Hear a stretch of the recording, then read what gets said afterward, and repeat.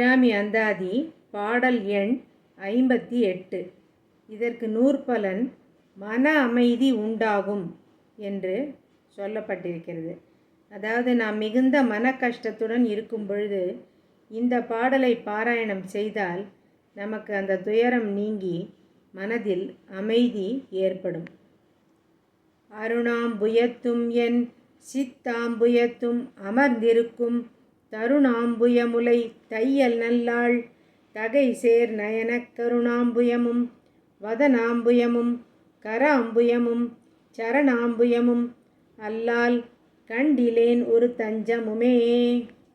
இதன் பொருள், செந்தாமரையிலும் என் மனத்தாமரையிலும் அமர்ந்திருக்கும் தாமரை மொக்கு போலும் சிறந்த மார்பாங்களையுடைய அபிராமி தாயாரின் தகுதிமிக்க கண்களாகிய கருணை தாமரையும் முகத்தாமரையும் கரத்தாமரையும் பாதத்தாமரையும் அல்லாமல் வேறொரு புகலிடமும் எனக்கு இல்லை தாயே என்பதாகும்.